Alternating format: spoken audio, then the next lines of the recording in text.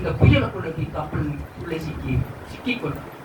எல்லாம் அங்கே பவுலடியானும் தீர்க்கதரிசிகளும் ஆளுமைகளும் அங்கே இருக்கிற அத்தனை பேர்களும் அங்கே தவிழ்த்துக் கொண்டிருக்கிறார்கள். ரோக்கிளித்தோன் என்னும் கடுங்காற்று வந்து என்ன சொல்லலாம் மோதிற்று. அப்ப என்ன நடக்கிறது? கப்பல் அதில் அகப்பற்றுக் கொண்டு காற்றுக்கு எதிர்கொண்டு போகாதபடியினால் காற்றுக்கு எதிர்த்து போக முடியல. நம்மளுடைய துன்பம் அதுதான். நாம் என்ன செய்கின்றோம்? எப்பவுமே ஒரு தீமையான ஒரு மனுஷன் சொல்லுகின்ற வார்த்தைகளை கேட்டு அதில் போய் சிக்கிக் கொள்ளுவோம். அப்ப தேவனுடைய வாக்கு பிசுபிசுத்து போகும்.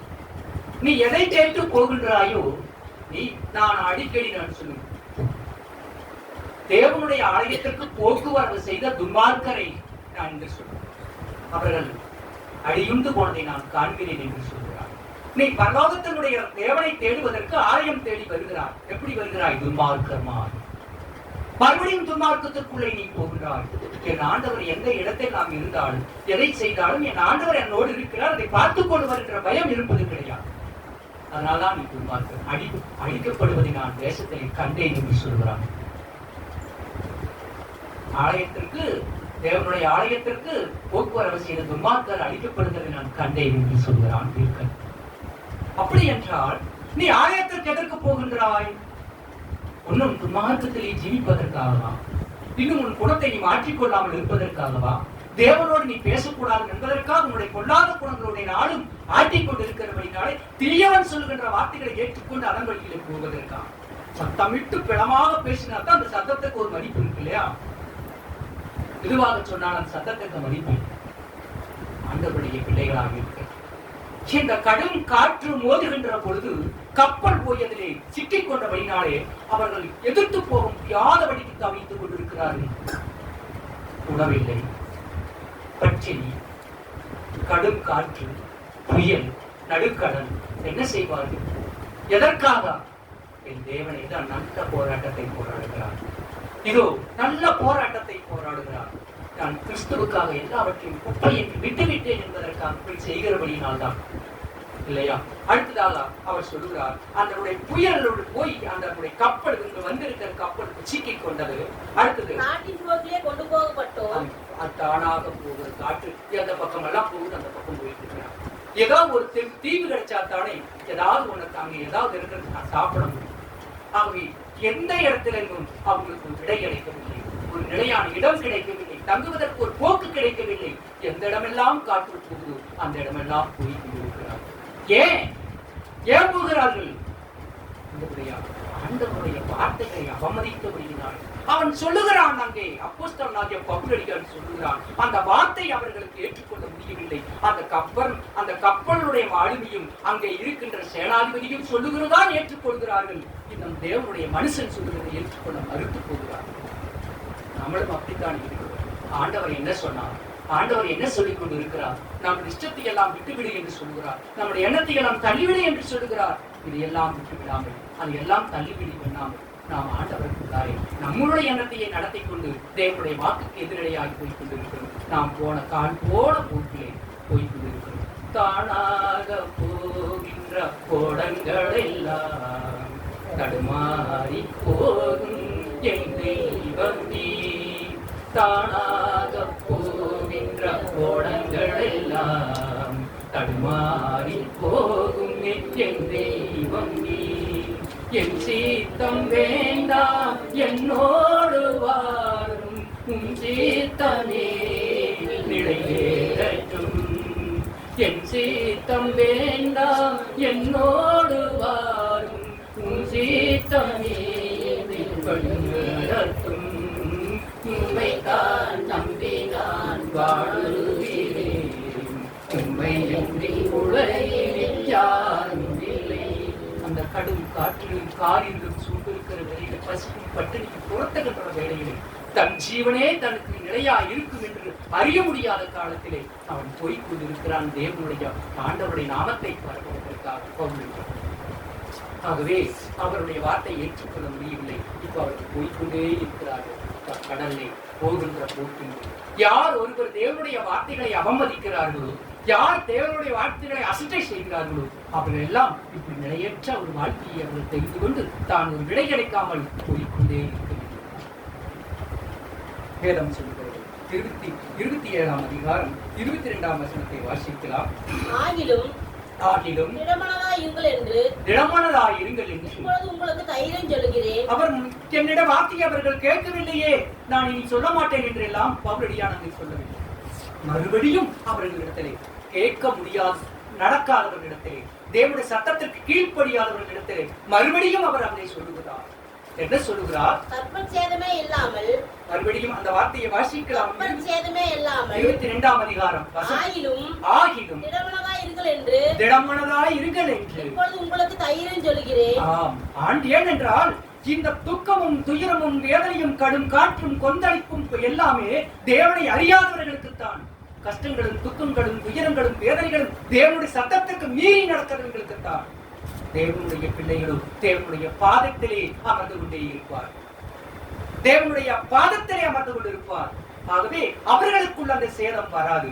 ஆனால் தான் இருக்கிறேன் என்பதற்காக இவர்களை அழிக்க கூடாது என்பதற்காக போராடி ஜெபித்துக் கொண்டிருக்கிறார் அங்கே பவுலடியார். அந்த ஜெபித்துக் கொண்டிருக்கும் பொழுது ஆண்டவர் அவரிடத்திலே சொல்லுகிறார், இந்த கலக்கத்திலேயோ துக்கத்திலேயோ துயரத்திலேயோ இவர் இருக்கவில்லை. இவர் தேவனுடைய சமூகத்திலிருந்து மீண்டு வருகிறார். தன்னுடைய பெண்டாட்டி, தன்னுடைய குழந்தைகள், 11 குழந்தைகள், லட்சக்கணக்கில் ஆடு மாடுகள், லட்சக்கணக்கில் எருதுகள், லட்சக்கணக்கில் ஒட்டகங்கள், காலாட்கள், படையாட்கள், இத்தனையும் ஓரிடத்தில் நிறுத்தினார்.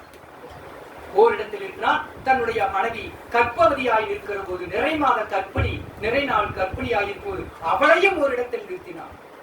நிறுத்திவிட்டு தேவனோடு பேச வேண்டும் என்று சொல்லி ஆற்றை கடந்து, யாப்போக்கு என்கின்ற ஆற்றை கடந்து அப்பாலை போனார். இன்றைக்கு எல்லா போதர்களும் அப்படித்தான் விடுவாங்க.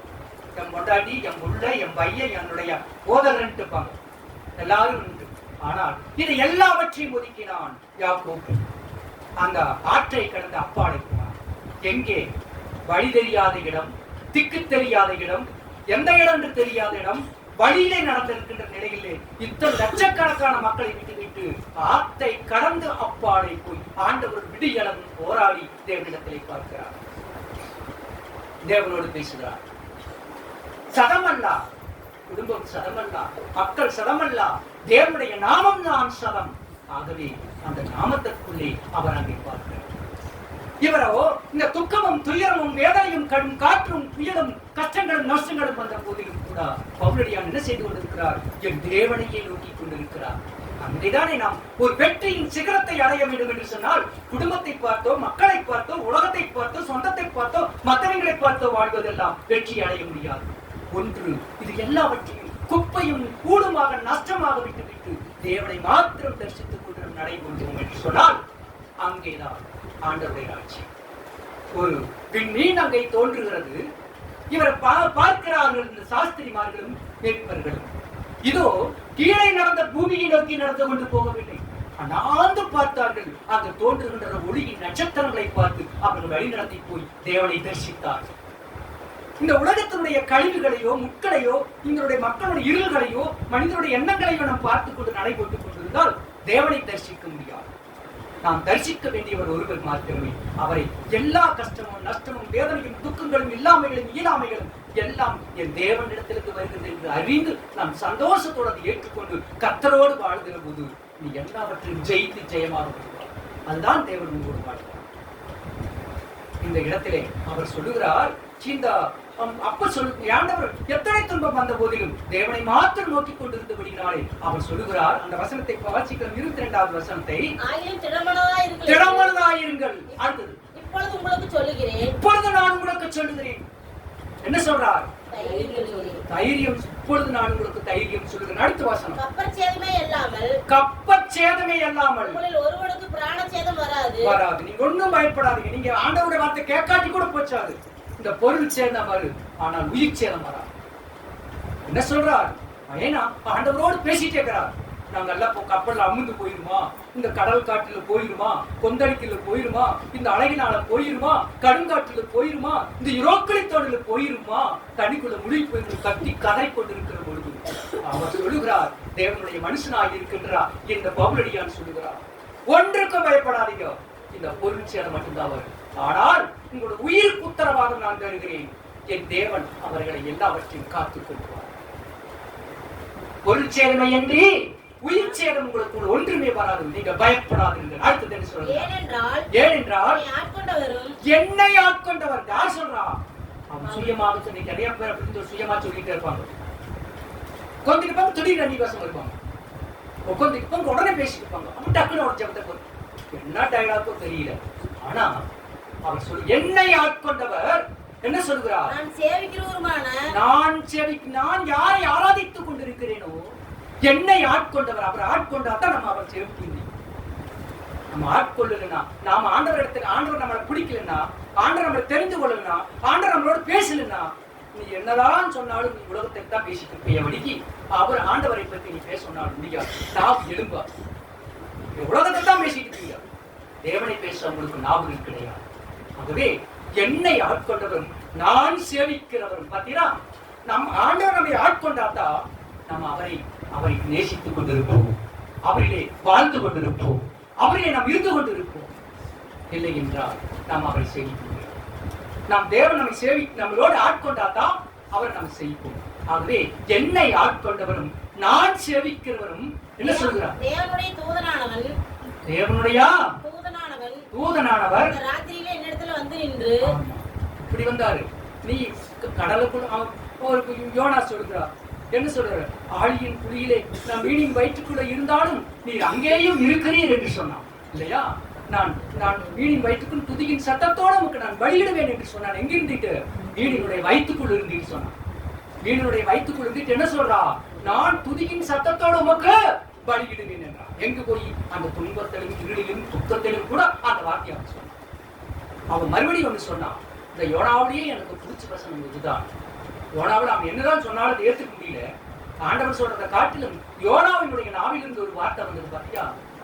அதாவது அவர் சொல்லுகிறார், பொய்யின் மாயையை பின்பற்றுங்கள். பொய் வந்து என்னவா?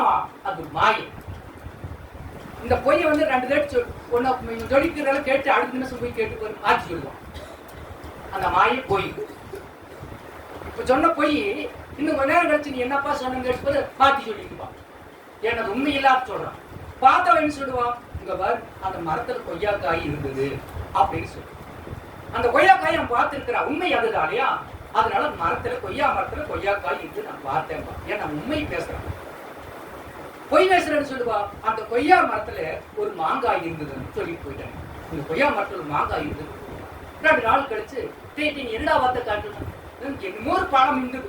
ஏன்னா அந்த பொய்யை அவன் தரிசித்தபடியினாலே, அன்று சொன்னபடினாலே, அதனால அவன் மறந்து போய்.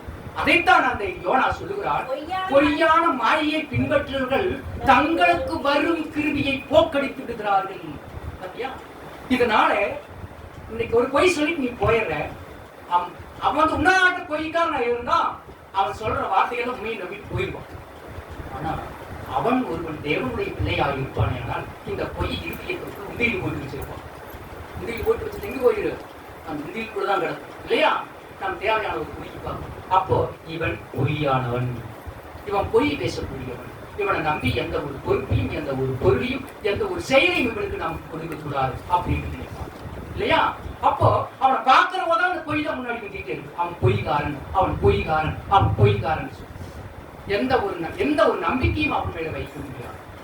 அந்த எந்த ஒரு நம்பிக்கையும் அவன் மேல வைக்க முடியாதனாலே இப்போ அவன் சொன்ன பொய், நல்ல காரியம் கெட்ட காரியம் சாகும் வரையிலும் அந்த பொய் தான் அவங்களுக்கு முன்னாடி வந்துட்டே இருக்கு. அதனால் உண்மையை சொல்லி 2 திட்டையை வாங்கி கொண்டால் பரவாயில்லை. ஆனால் பொய்யை சொல்லி போக்கு காட்டி ஓடுவது உனக்கு இன்றைக்கு மட்டுமல்ல, என்றைக்குமே ஆபத்துகள் உருவாக்கப்பட்டிருக்கிறது என்று இங்கே சொல்லப்பட்டிருக்கிறது. அந்த யோனா எவ்வளவோ அகராதி பண்ணா, எவ்வளவோ அடம் பண்ணினா, எவ்வளவோ ஆண்டவரிடத்திலே எடுத்து பேசினான். ஆனால் அவன் கடைசியில் அவன் புரிந்து கொண்டது ஒன்று. அவன் சொன்ன வார்த்தை இதோ பொய்யான மாயை. இந்த மாயை எப்படிப்பட்டதா? பொய். அது பொய் எப்படிப்பட்டதா? மாயை. அது வந்து கொஞ்ச நேரத்துக்கு போய் உன்னை ஆட்கொண்டு கொண்டு அது ஓடி போய் உன்னை கெடுத்துக்கு போய். பொய்யான மாயை பின்பற்றுகிறவர்கள் தங்களுக்கு வரும் கிருபையை போக்கடித்து விடுகிறார்கள். பாத்தியா என்ன சொல்றாரா? ஆண்டவரிடத்துல இந்த வர்ற கிருபை எல்லாம் போயிடும். ஏன்னா பொய் பேசிட்டு இருக்கிறான். மனுஷனிடத்தெல்லாம் பொய் பேசினேன், மனுஷனிடத்தில் உனக்கு நல்ல மதிப்பு கிடையாது. ஆனால் ஆண்டவரிடத்திலிருந்தும் வருகின்ற அந்த கிருபை உன்னை விட்டு போகிறது. அதைத்தான் அந்த யோனாவுடைய கீழாக வைத்திருக்கிறார். ஆண்டவருடைய நாமத்தை பாரு.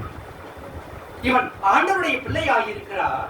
இந்த அப்போஸ்தலன் ஆகிய பணியில் துன்பங்கள், துயரங்கள், வேதனைகள், துக்கங்கள், கஷ்டங்கள் இத்தனையும் தாங்கிக் கொண்டு அவர் ஆண்டவருடைய சமூகத்தோடுவே வாழ்ந்து கொண்டிருக்கிறபடியினாலே அவர் அந்த வார்த்தையை சொல்லுகிறார்.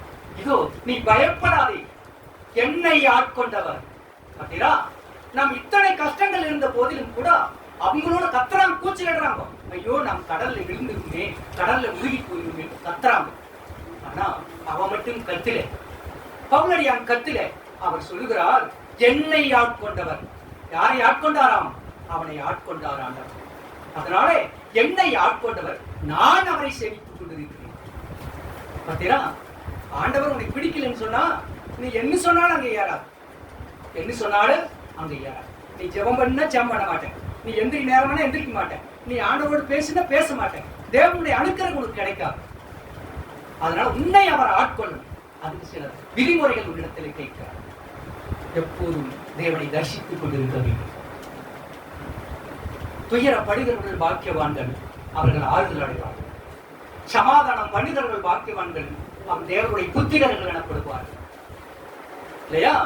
ஆவியில் எளிமையுள்ளவர்கள் பாக்கியவான்கள், அவர்கள் தேவனை தரிசிப்பார்கள். எதை கேட்டார்? கோடி கோடிய சொத்த கேட்கல, கோடி கோடிய பொருள் கேட்கல, பொண்ணு கேட்கல. எதை கேட்டார்? ஆவியிலே எளிமை வேண்டும். அந்த இருதயத்திற்குள்ளே எளிமை வேண்டும், தாழ்மை வேண்டும். அந்த தாழ்மை உள்ளவர்கள் தேவனை தரிசித்துக் கொண்டிருக்கிறார்கள். அந்த தரிசனம் அவர்களுக்குள்ளே கிடைத்துக் கொண்டிருந்தால் அவர்கள் காலில் தானாக முழங்கால் பிடித்துக் கொண்டு ஜெபித்துக் கொண்டிருக்கிறார். போகையிலும் வருகையிலும் இருக்கிற இடங்களிலும் உள்ளங்களிலும் இல்லங்களிலும் தேவனையே நோக்கி பேசிக் கொண்டிருப்பார்கள். ஏனென்றால் கிருபியை அவர்கள் பிரகாசித்துக் கொண்டு கிருபியை பெற்று அனுபவித்துக் கொண்டிருப்பார்கள். இல்லை என்றால் எல்லாமே இருக்கு, எதுவுமே இருக்காது. எல்லாமே இருக்கு, உலகத்தினுடைய பொருள் அனைத்தும் இருக்கும், தேவனை பெற்ற கிருபை அங்கே இருக்காது. என்னை ஆட்கொண்டவர், நான் அவரை சேவிக்கிறேன். என்னை ஆட்கொண்டவரால் அவரை நான் சேவித்துக் கொண்டிருக்கிறேன். அடுத்து என்ன சொல்கிறார்? சவுலே பயப்படாதே, சவுலே பயப்படாதே. அந்த ஆறுதல் எங்கே வருகிறது? தேவன் யாரை ஆட்கொண்டாரோ அந்த தேவன் ஆட்கொண்டவர்கள் அவரை சேவித்துக் கொண்டிருக்கிறபடினாலே அவர்களுக்கு என்ன வருகிறது? ஆறுதல் கிடைக்கிறது. தேவன் என்ன சொல்கிறார்? நீ பயப்படாதே, நான் இருக்கிறேன். ஆண்டவர்கிட்ட நம்மளுடைய நீ போய் பேசிட்டு, பொறாம பேசிட்டு, துக்கப்பட்டு, வேதனைப்பட்டு, ஒண்ணு அங்க பேசிட்டு, இங்க பேசிட்டு, பொருள் மேல ஆசை வச்சுக்கிட்டு நீ இருப்பாயானால் தேவனோடு நீ தேவனோடு இருக்க. இதைத்தான் யோசிச்சு என்ன பிணங்கள் எங்கேயோ அங்கே கழுகுகள் என்று ஆண்டவர் சொன்னார். இதனுடைய விளக்கம் யாருக்கு புரியுதோ புரியலையோ எனக்கு தெரியாது. ஆனால் இன்னைக்கு நான் உங்களுக்கு சொல்றேன். நம்மளுடைய காசு பணம் எங்க இருக்கிறதோ அங்க அவங்களுடைய இறுதியும் இருக்கு. ஏதாவது ஒரு தேவைன்னா உடனே அந்த காசு அங்க இருக்குது எடுத்து செய்ய முடியும். அப்ப நம்மளுடைய எண்ணம் எங்கே இருக்கிறது? நம்மளுடைய ப்ராப்பர்ட்டி மேல்தான் நம்மளுடைய இறுதியம். அப்போ கழுகு எங்கேயும் அங்க பிணங்கள் இருக்கு. நீ உன்னுடைய எண்ணங்கள் எங்கே இருந்து கொண்டு இருக்கிறது, அங்கு உன்னுடைய எண்ணங்கள் உன்னுடைய சரீரமும் அங்கே வாசம் பண்ணி கொண்டு இருக்கு. ஆனால் தேவனோடு நீ வாழ்ந்து கொண்டு இருந்தால் அந்த இறுதியம் உன் தேவனோடு வாழ்ந்து கொண்டே. அதைத்தான் அங்கே ஆண்டவர் அழகாக சொல்லுவார், வேதம் சொல்லுகின்றது. அப்போ இவர் என்ன செய்கிறார்? ஆண்டவர் அவன் இடத்தில் வந்து ஆண்டவர் அவனை ஆட்கொண்டார். ஆண்டவர் அவன் அவனை சேவித்துக் கொண்டிருக்கிறார். அடுத்து நம்மளுக்கு பலன் கிடைக்கிறது, பிரதிபலன் கிடைக்கிறது. இல்லையா? தேவன் ஆட்கொண்டபடினாலே நாம் அவரை சேவிக்கின்றபடினாலே நமக்கு பலன் கிடைக்கிறது. பார்த்தே, யாரிடத்தில் இருந்தால் அங்க என்ன கிருபை கிடைக்குமோ அதை இப்பொழுது காட்டுகிறார். இப்போ என்ன நடந்து கொண்டிருக்கும்? எந்த இடத்துல இருந்து கொண்டிருக்கிறான்? நட்ட நடுக்கடலிலே யூரோப்பிடித்தோன் என்னும் காற்று வந்து அவனை மோதி அடித்துக் கொண்டிருக்கிறது. உயிருக்கு உத்தரவாதம் இல்லாமல் அவன் ஜீவித்துக் கொண்டிருக்கிற நடுக்கடலே காரில் சூழ்ந்து கிடக்கின்றது. இந்த நேரத்திலே தேவன் அவனுக்குள்ளே வருகிறார். ஆறுதலும் தேர்தலும் யார்? தேவாதி தேவனாகிய கர்த்தர். அப்ப சொல்லுகிறார் ஆண்டவர் வந்து சொல்லுகிறார், அவளே பயப்படாதே.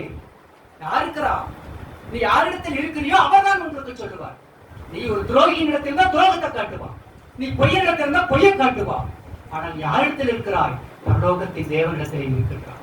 ஆகவே அந்த பரலோகத்தின் தேவன் பெயர் சொல்லி சொல்லுகிறார், நீ பயப்படாதே. உன்னுடைய ஜீவன் போகாது, உன்னுடைய உயிர் போகாது, உன்னை பாதுகாப்பது நான். ஆகவே நீ பயப்படாதே.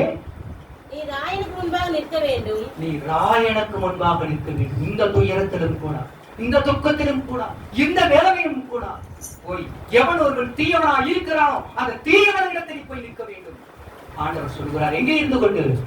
உளையான சேற்றில் இருந்து கொண்டு, துயரத்தின் விளிம்பிலே இருந்து கொண்டு, உயிருக்கு போராடி கொண்டிருக்கிற இடத்திலிருந்து ஆண்டவர் அவருக்கு பணி செய்யும்படிக்கு அறிவு கொடுக்கிறார். நீ போய் ராயனுக்கு முன்பாக நீ. அடுத்தது, இதோ முன்னே கூட நான் முன்னே கூட யாத்திரை பண்ணுகிற யாவரையும் தேவன் உனக்கு தயவு பண்ணினார் என்றார். ஆமா, யாருக்கு? ஏன்னா இவனோட இருக்கிற அத்தனை பேரும் முழுகி செத்து போனா, இவனோட போயிட்டு எல்லாம் செத்தா அவனுக்கு பேர் இல்லையா? அதனால முன்னிறுத்தமாக அவன் எல்லாருக்கும் போய் நான் உயிர் கொடுக்கிறேன், போய் அந்த ராயனுக்கு சொல்லு. அப்படியா? அந்த ராயனை தப்பா சொல்லி தன் கொண்டாந்து ஆபத்தில் கொண்டாந்து விட்டுட்டான். ஆனா இப்போ நான் சொல்றேன், நீ போய் அந்த ராயனுக்கு சொல்லு, நீங்க யாரும் சாக போவதில்லை என்று சொல்லி ஆண்டவர் அந்த இடத்திலே சொல்லுகிறார். அடுத்த வார்த்தை 24ஆம் வசனம். அந்த 23 முடிச்சுதா? முடிச்சது. அடுத்ததாக புலம்பல் 1ஆம் அதிகாரம் 18ஆம் வசனத்தை வாசிக்கலாம். புலம்பல் 1ஆம் அதிகாரம் 18ஆவது வசனம்.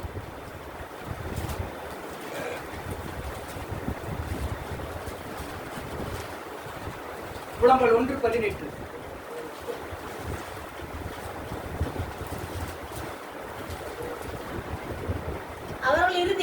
அவர்கள் இருதயம் ஆண்டவரை நோக்கி கூப்பிடுகிறது. ஆண்டவர் நாம் என்ன செய்யறோம்? நான் முன்னே சொன்னேன் இல்லையா, துன்மார்க்கர்கள் போக்குவரத்து செய்த ஆலயத்துக்கு போக்குவரத்து செய்த துன்மார்க்கர்கள் அவர்கள் அங்கேயே அடக்கம் பண்ணப்பட்டதை நான் காண்கிறேன், மறிக்கப்பட்டதை காண்கிறேன் என்று சொன்னார். இப்போ அவர் சொல்லுகிறார்கள், ஆண்டவர் சொல்லுகிறார், எங்க வாசி, அவர்கள் இருதயம் ஆண்டவரை நோக்கி கூப்பிடுகிறது. சீயோன் குமாரத்தின் மதிலே இரவும் பகலும் நதியளவு கண்ணீர் விடு ஓய்ந்திராதே. ஆண்டவர் சொல்லுகிறார், ஆண்டவருடைய பிள்ளைகள் எப்போதும் கண்ணீர் இருக்குகின்ற போது தானாவே கண்ணீர் வரும். ஒருத்தருக்கு அடிச்சாலும் கண்ணீர் வராது, பார்க்கல ஒருத்தர் கண்ணீர் வரும். ஏன்னா அப்ப என்னதான் அடிச்சாலும் என்னதான் செத்தாலும் யாருக்கு கண்ணீர் வராது. ஆனா பார்க்கிற போதே சிலர் கண்ணீர் வரும். கடவுளுடைய பிள்ளைகளுக்கெல்லாம் கண்ணீர் ஒரு மூலதான். ஆகவே அந்த கண்ணீர் அவர்களுக்குள்ள வரும். அதை என்ன சொல்றார், இது அவங்க காலையில எழுந்து மாலையில எழுந்து கண்ணீர் விடுவாங்க. எதுக்கு? நதி சும்மா கருப்பு பிள்ளைகளை சும்மா இருக்க விட்டாதே. கருப்பிடி எப்போ அனுமதிப்படலாம், சும்மா இருக்க விட்டாதே, கண்ணீர் விடு, நதி அளவு கண்ணீர் விடு. எவ்வளவாமா? நதி அளவுக்கு கண்ணீர். கொஞ்ச நஞ்சம் அத்தான தண்ணி அழுகணுமா? எப்போ எப்போ? எழுந்திரு முதற்சாமத்திலே. எப்போ? முதற்சாமத்திலே எழுந்து நீ கண்ணீர் விடு. எதுக்கு கண்ணீர் விடணும்? உன் பிள்ளைகள் மூச்சித்து வீதிகளிலே கையேந்தி திரியக்கூடாது இருக்க வேண்டும் என்றார். உன் பிள்ளைகள் அங்கே அனாதிகளாக ஆதரவற்றவர்களாக அங்கே பிச்சை எடுத்துக்கொண்டு வேலையற்று அவர்கள் திருப்பி அடுத்தவருடைய கையை எதிர்பார்த்து வாழக்கூடாது என்பதற்காக பெற்றோராகி நாம் என்ன செய்யணுமா? நதிய அளவு கண்ணீர் விட வேண்டும். அந்த வார்த்தை அங்கே குறிப்பிடப்பட்டது. நீங்கள் ஒரு வீட்டிலே நல்ல தெளிவாக வைத்துக் கொள்ளுங்கள். 1:18. ஆண்டவருடைய சமூகத்திற்குள்ளே ஆண்டவருடைய வழிகளை பார்க்கிறோம். நாம் செய்கின்ற தானங்களும் தர்மங்களும் தான் பிறரை, நம்முடைய பிள்ளைகளை, நம்முடைய வர்க்கத்தை காப்பாற்றும் என்பதற்கு தேவன் உத்தரவாதம் தருகிறார். பேசும் போதே எத்தனை ஆண்களுக்கும் சரி பெண்களுக்கும் சரி அதனுடைய பேசும் போதே அந்த பேர் உதடுகள் ஒட்டாதபடிக்கு வறட்சி எரிச்சலை கொடுக்கக்கூடியதாயும் எரிச்சலை தரக்கூடியதாயும் அந்த பணிவு, அதற்கு கெனாவிட்டு அந்த பணிவு இருக்க அதனுடைய பேச்சுகள் பார்த்து ஒரு வேற்றுமைத்தனமாக மற்றவர்களை மதியாமலும் கொஞ்சம் மனுஷராக ஏற்றுக்கொள்ளாமலும் எது இவர்கள் கோடீஸ்வரிகள் போல வார்த்தைகள், இது எல்லாம் நான் பெற்ற பிள்ளைகளுக்கு கேடுகளை உருவாக்கக்கூடியதால் அதனுடைய வறட்சி அங்கு வெளியிட்டார். பிள்ளைகளுக்கு அதனுடைய மேன்மை உண்டாக அதையெல்லாம் காட்டு. அதுதான் அத்தகைய தாழ்மையாக பேசும், உதடுகளோடு ஒட்டி பேசும், மக்களோடு ஊன்றி பேசும். தேவையற்றவைகளுக்கு ஒன்ற வேண்டாம். நியாயம் இரக்கத்திற்கு முன்னோடியாக ஜீவிக்கப்படும். அதுதான் தேவன் நமக்கு கொடுக்கிறார். அடுத்ததாக ஆண்டவர் அங்கே பார்க்கிறார். இதோ 28ஆம் அதிகாரம் அப்போஸ்தலர்கள் நிருபம் 2ஆம் வசனத்தை வாசிக்கலாம். 28ஆம் அதிகாரம். எங்களுக்கு பாராட்ட அன்பு அந்நியர். அங்கே இந்த இடத்துல பாத்தீங்களா, ஒரு இடத்துல எல்லாரும் எடுத்துப்பாங்க. இப்ப அவருக்கு அந்த திராத்தா தீவு என்கின்ற இடத்துல அந்த ஊருக்குள்ள இருக்கும்போது எல்லா மக்களும் எடுத்துப்பாங்க. அவருக்கு யாரும் தண்ணி கூட கொடுக்க மாட்டேன்ட்டாங்க. இப்ப அவர்கள் ஏறி போகும்போது இந்த ஒரு பிரச்சனை உருவாகுதா. அந்த பிரச்சனை உருவாகும் பொழுதுதான் அந்த இடத்துல இருக்கிறாங்க அந்த இடத்துல மக்கள் எல்லாம் என்ன செய்யறாங்க, இந்த போய் தப்பிச்சு ஒரு கரை ஒதுக்கிட்டாங்க. இந்த கரை ஒதுக்கின பின்பு அங்கே அந்த ஊர் மக்கள் எல்லாம் இவரை பார்த்து பாராட்டுகிறார். என்ன செய்கிறார்கள்? உபசரிப்பு. அவருக்கு உபசரிப்பு என்ன ஆமா? 2வது வசனத்தை வாசிங்களே. அந்நியராகிய தேவர் எங்களுக்காக பாராட்டு நம்பு கொஞ்சமல்ல. அத்தனைக்கு யாருமே படிக்க மாட்டீங்களா? இந்த ஒரு ஆள் தான் படிச்சுட்டு இருக்கணும். அந்நியராகிய அந்த தேவார் எங்களுக்கு பாராட்டு, அந்த மெலிதா தேவார் பாராட்டின பாராட்டு கொஞ்சமல்ல. அவ்வளவாக அவர்களை பாராட்டுகிறார்கள். அடுத்தது, அந்த வேளையில் பிடித்திருந்த மழைக்காகவும் குளிருக்காகவும் அவர்கள் நெருப்பை மூட்டி எங்கள் அனைவரையும் சேர்த்துக் கொண்டார்கள். ஆமா, அங்கே திக்கு தெரியாத போய் ஒரு மலை, ஒரு இடத்துல ஒரு தீவுல போய் நின்றுட்டாங்க. அதுக்கு முன்னாடி வாட்சியில் அவ்வளவு கஷ்டப்பட்டு இருக்காங்க. அத்தனை கஷ்டப்பட்டு அப்படி அந்த காற்றின் போக்கிலையும் போய் ஒரு இடத்துல போய் ஒதுங்கிச்சு அந்த காலம். அப்ப அந்த ஊர்ல இருக்கிற அந்த தீவுல 4-5 பேர் 5-6 பேர் குடும்பம் இருக்கிறாங்க. அந்த குடும்பத்தார் அவங்களுக்கு ரொம்ப பாராட்டினாங்க. ஆனா அங்க என்ன இருக்கா? மழை உண்டு, வெளியே இடம் இல்லை, குளிர் உண்டு. அந்த இடத்துல ரொம்ப கஷ்டம், மனுஷன் உழைக்க முடியாத வழிக்கு அந்த இடத்துல குளிர், இவ்வளவு குளிர் சரீரம் தாங்கிக் கொள்ள முடியாத வழி. உடனே அவங்க என்ன செஞ்சாங்க பார்த்துட்டு, அந்த கிராமத்து மக்கள் எல்லாம் நிறைய விறகையெல்லாம் கொண்டாந்து போட்டு என்ன செய்தாங்க? தீ மூட்டி குளிர் காய்ச்சி. அப்போ எல்லாரும் குளிர் காயறாங்க, எல்லாரும் குளிர் காய்ச்சிட்டு இருக்கிறாங்க. நம்மளை போல, நம்மளுடைய சபையை போல அதில் தேவனுடைய பிள்ளையா இருக்கின்றார். பவுலடியான் என்ன செய்தார் தெரியுமா?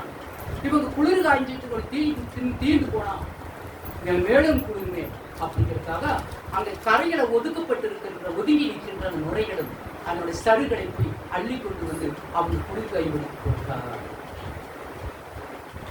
ஏன்னா அந்த குளிர் காய்வடிக்கு அதனுடைய நெருப்பிலை கொண்டு வந்து அந்த சருகை சாப்பையும் கொண்டாந்து போட்டாங்க. அப்படி போடுகின்ற அள்ளுகின்ற போது கடலின் ஓரத்தில் ஒதுக்கப்பட்டிருக்கின்ற சருகும் சாப்பிகளிலுமே பாம்பு வந்து கையை பிடிச்சிச்சு. இந்த பாம்பு கடிச்சிட்டு இருக்கு இல்லையா, நம்மளுடைய படி உயிர் என்னன்னே தெரியும், மரத்து போனதாக. உடனே இவர் அதனுடைய சருகை அள்ளி கொண்டு வந்து அவருக்கெல்லாம் போட்டு குளிர் காய்மொழி போடும்போது பாம்பு தோன்றிச்சு. எல்லாம் கத்துறாங்க, ஐயோ பாம்பு பாம்பு. பேசாத ஒன்றும் தெரியாதவரை போல கையை உதறினார். அந்த பாம்பு போய் அந்த தீக்குள். கடவுளுடைய பிள்ளைகள் எந்த ஒரு தீவனையை கொடுத்தாலும் கூட அவர்களுக்கு சேதப்படுத்தார். பார்க்கிறவங்களுக்கு தான் பயமா இருக்கு. ஏன்னா அவங்க எப்பவுமே மற்றவங்களுக்காக உதவ போறது தனக்கென்று வருதுன்னு தானே பார்த்துட்டு இருப்பாங்க. அதனால அது பயங்கெழுத்துவாங்க, பயப்படுத்தினார்கள். ஆனால் தேவனுடைய பிள்ளைகள் திடமாயிருந்தார். அந்த விஷம் கூட அவருடைய சரீரங்களில் பாயவும் இல்லை, அவருக்கு எந்த விதமான சேதாரம் கிடைக்கும். ஆண்டவருடைய பிள்ளையாக எங்கே வாசிக்கலாம் அந்த வார்த்தையை? சில விறகுகளை வாரி அந்த நெருப்பின் மேல் போடுகையில் ஒரு விரியன் பாம்பு அனலுக்கு புறப்பட்டு அதிலிருந்து புறப்பட்டு அனலுக்கு புறப்பட்டு அவனுடைய கையை கவி கொண்டது. அதனுடைய சருகிலிருந்து அந்த விரியன் பாம்பு கையை பற்றி, ஆகவே அந்த அவனுடைய கையை பற்றி கொண்டு விரியன் விதி வந்தாக்கா விரிய முடியும்னு சொல்லிட்டே இருப்பாங்க இல்லையா. ஆகவே அந்த விதி அவர் என்ன கையை பற்றி கொண்டது. அப்பொழுது அவர் என்ன செய்கிறார்? அதையை கையை கையில் தொங்குகிறதை அநேராய அந்த தேவர் கண்டபோது எல்லாம் பார்த்து பயப்படுறோம். யாருக்கு பயம் வரணும்? நம்மளுடைய ஆண்டவரை இல்லாதவர்களுக்கு தான் ஒரு பயம் வருதுன்னு சொன்னா நீங்க என்ன ஆண்டவரோட நிற்கிறீங்க இல்லையா? நமக்கு ஒரு வேதனை இருக்குதுன்னு சொன்னா ஒண்ணு நீ ஆண்டவர் பக்கத்திலேயே நீ ஒன்னும் போகாத இருக்கிறீங்க. ஆண்டவருடைய பக்கத்தில் நீ போயிருந்தால் இந்த பயம் உனக்கு, இந்த வேதனை உனக்கு. ஆகவே அந்த உதறினாரு, அது தீயிடு. உதறின உடனே அது எங்க போய் விழுந்ததா? தீயிடை. ஆகவே அவர் அந்த அதை எடுத்து அவர் அறியாமலே இருந்தார் என்று வேதத்திலே பார்க்கிறது. இது எரேமியாவுக்கு எழுதின தீர்க்கதரிசன புத்தகம் 30ஆம் அதிகாரம். இதோ 22வது வசனத்தை வாசிக்கலாம். எரேமியாவுக்கு எழுதின தீர்க்கதரிசன புத்தகம் 30ஆம் அதிகாரம் 22வது வசனம். சீர்கெட்டு போன குமார்த்தியே, எந்த மட்டும் விலகி திரிவாய்? கர்த்தர் பூமியில ஒரு புதுமையை சிருஷ்டிப்பார். நம்ம நீ விலகி போறதுனால்தான் நீ சீர்கெட்டு கிடக்கிற. கடவுளோடு நீ ஜெபித்துக் கொண்டிருந்தால் இப்படி சீர் நன்றாக. அதற்கு கர்த்தர் நீ சீர்கெடாமல் இருப்பதற்கு நீ தேவனை நன்றி வாழ்ந்தால் உனக்குள்ள ஒரு புதுமையை அவர் உருவாக்குவார். உனக்குள்ளே ஒரு புதுமையை உருவாக்குவார். உனக்குள்ளே ஒரு புதுமையை உருவாக்குவார்.